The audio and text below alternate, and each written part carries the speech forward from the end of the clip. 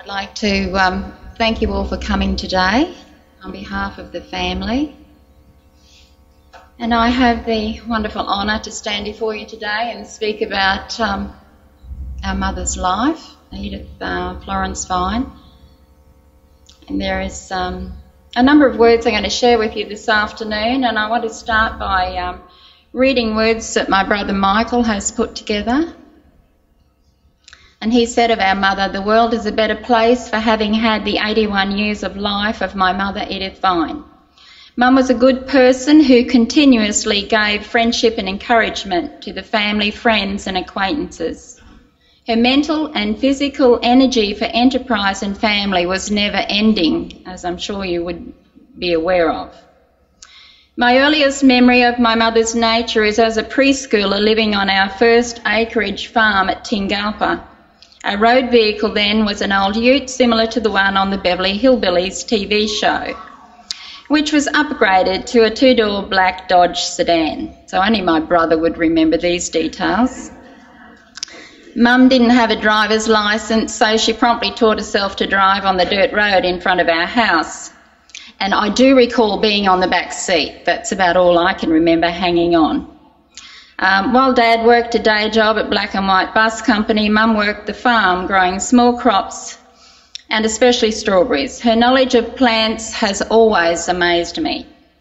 During the years living on the farm, on the next farm at Manly West, Mum's desire to help other people in practical ways showed through with her work at Silky Oaks Children's Home, and by taking into our home a young girl called Margaret, who lived with us as a boarder until she married.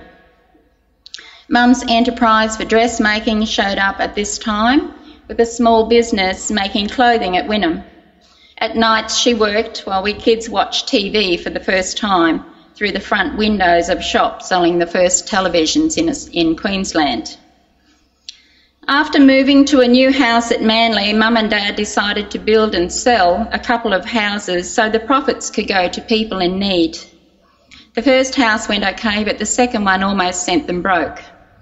Most people would be crushed for life from such a loss, but not my mother. She just got on with it and worked harder. Now that I think back, there were quite a few times when life's problems seemed insurmountable. But she always kept working and always stayed positive and succeeded.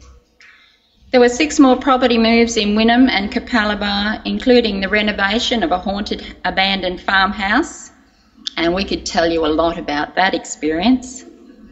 During these years there was never an oversupply of money, but still Mum and Dad helped people who needed it with food from our farms and with cash. In Mum's later years, she would consistently be up before dawn, work all day and still be able to enjoy projects of art and craft at night. Her energy never ceased to amaze me. Family speedway activities added another dimension to Mum's life, with 3 generations of her family involved in the sport over the past 30 years. She was their #1 fan and even travelled by bus on her own to Wangaratta in Victoria recently to be a part of their life. In the 56 years that I have memory of my mother, I have never seen her create any harm for any other person. It was always the opposite.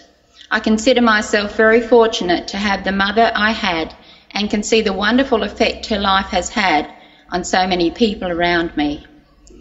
The world is definitely a better place because of her."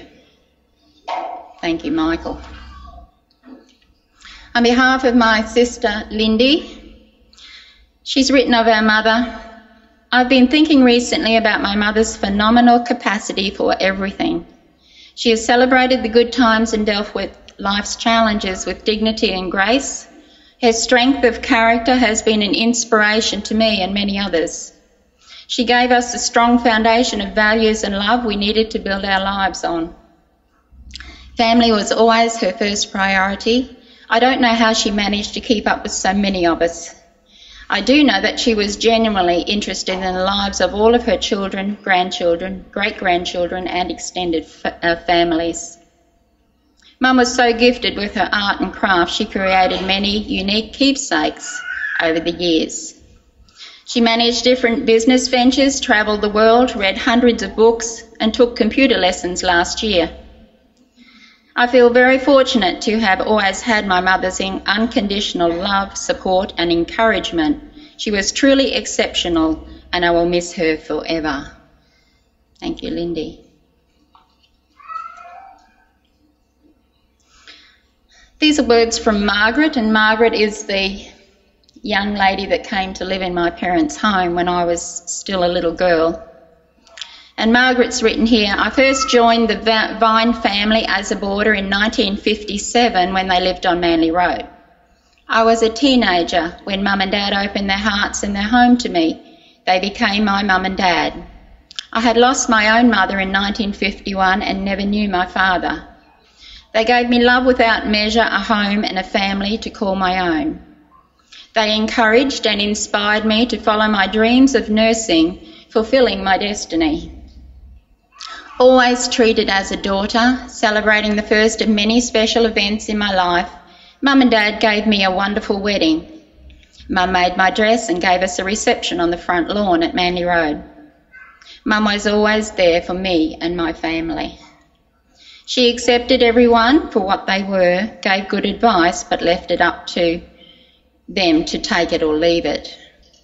As the years passed, our relationship grew into a very special friendship. The impact that Mum had on our lives was monumental. Everyone who knew her benefited from her wisdom. She gave me, Charlie and our children opportunities that I will cherish for the rest of my life. Mum showed me the world of travel. We will love and miss her always. Her daughter by choice, Margaret. Suzanne, would you like to come up and share some words? Thank you.